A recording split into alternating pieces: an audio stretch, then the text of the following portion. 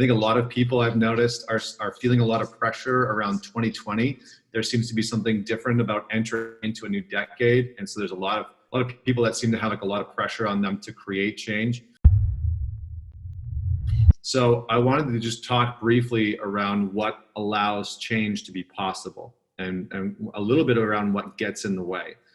The first thing that I've noticed that gets in the way is questioning, all right?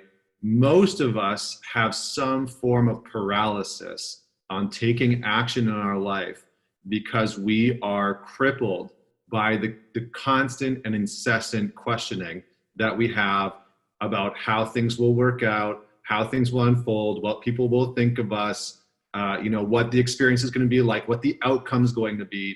And we become absolutely obsessed with trying to predict what's going to happen based on the actions that we take. And this does not allow change to really flow freely. What this does is it corners us into a space. Usually this is coming from a place of fear, right? I did an interview with a guy named Bo Lotto years ago who talked about the neuroscience of change. And the biggest thing that his research pulled out was that our brains are hardwired not to change, legitimately.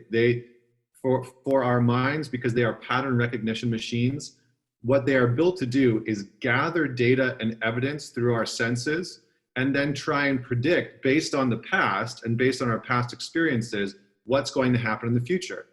But it's an impossible feat, right? It's almost an impossible thing to do, especially when we're trying to break free from unhealthy habits, especially when we're trying to break free from relationships that haven't served us or how we've shown up in relationships in the past. It's very challenging to predict what the future will look like when it's different from how we have acted or the actions that we have produced in the past. Very, very challenging.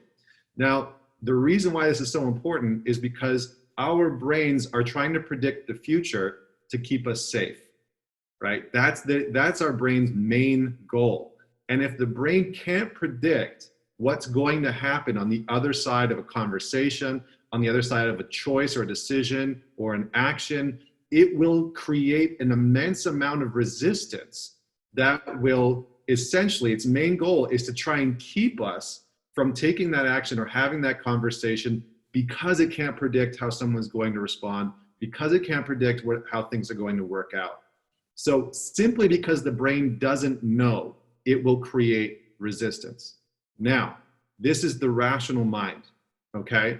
And many of the men that I've worked with over the years, it's not that they're broken, it's not that they have, something terribly wrong with them. It's that, and this goes for women as well, it's simply that their past has created an addiction to questioning. It's created an addiction to questioning. So that any time that their intuition pops up and says, hey, I feel very aligned with taking this action. I feel very called, congruent, whatever verb or word you want to use. I feel very aligned with taking this action, with being in this relationship, with having this conversation, with taking this action. The addiction of questioning will pop up and kind of talk us out of it.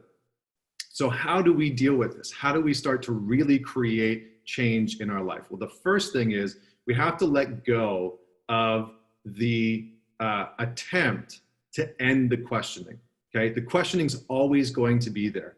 Regardless of how enlightened you are, regardless of how successful you are, the questioning will be there.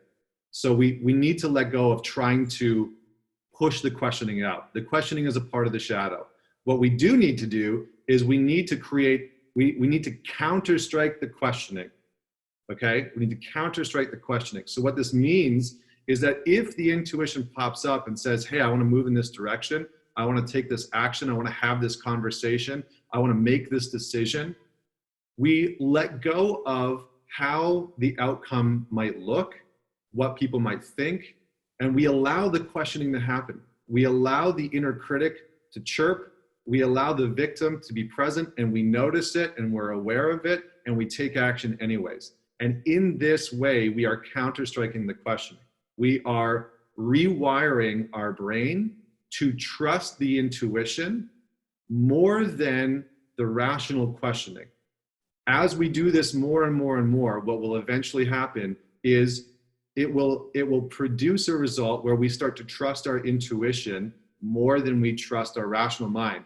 The majority of us as men have been conditioned and programmed to trust our rational mind above our intuition over and over and over again. And this leads to mental masturbation. This leads to the constant questioning, the ruminating, the analysis paralysis, because we have been told the rational mind is the be all end all, right? I think I've said this quote before, but Einstein said, the rational mind is a faithful servant. The intuitive mind is a sacred gift. We have created a culture that honors the servant and has forgotten the gift.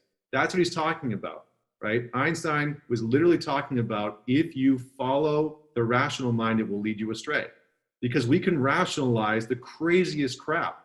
If you think about the really detrimental situations that you've gotten yourself in your life, whether it was infidelity in a relationship or a job that you absolutely hated, a friendship that wasn't working out, a choice that hurt your business, your rational mind has probably justified it in some way. Your rational mind has said, this is a great idea, right? Even if you think about if you've ever stolen anything, your rational mind has probably rationalized why that was a good idea.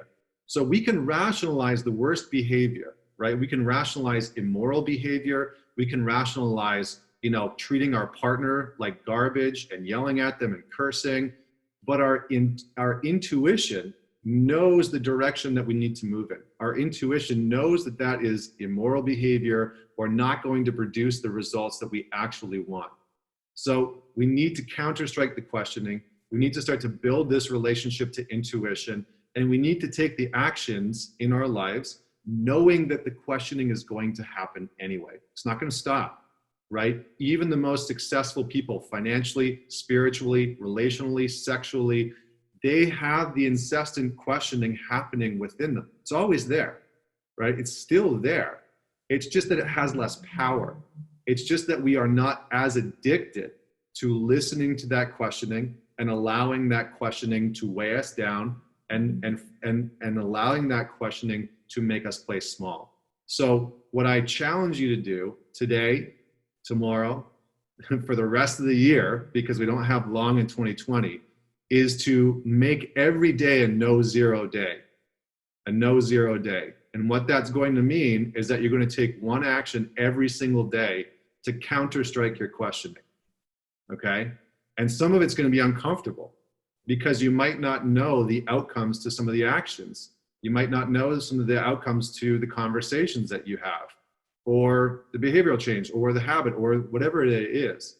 But do it anyway, trust the process, and see how it unfolds.